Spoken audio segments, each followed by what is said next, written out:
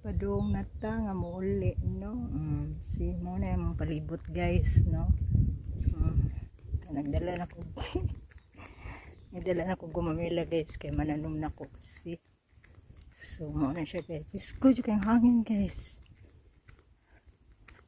Grabe, pisko. Managinahan ko sa bukid guys. Piskong hangin ba? Fresh gani.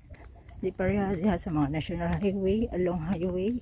So, perting yung abuga guys. So, ang imong CO2 na guys. Perting taasa. Carbon dioxide sa imong lawas nga malanghap. Sambutan pa ng mga tambutso. Makadaot na sa lungs, no? So, anything mga ingana gani guys. Mga abog, polluted air. Makadaot na sa atong lungs. So, need na nato i-detox guys. So, ang atong gamito nga detox. Pang detox guys. Kanang lemon, no?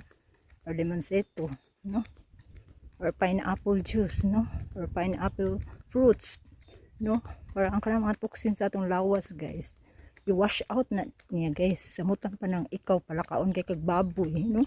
Mga pinirito, mga sarsang, parting daghan na.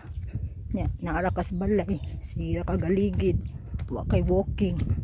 Yan, sige kag langhap, anang mga abog sa dalan, mga tambutso sa sakyanan. Madaot yung lungs guys, manubhunin ta. Labi na weak atong immune system. So need you to fresh air, walking, fruits na to, atong mga pagkaon, mga gulay para atong immune system guys strong. Dili siya dali matakdan sa mga sakit no. Kanang ubo, hilanat, sipon. Kaya kung strong imong immune system guys, dili siya kadali matakdan og sakit. See guys, thank you guys for watching my video.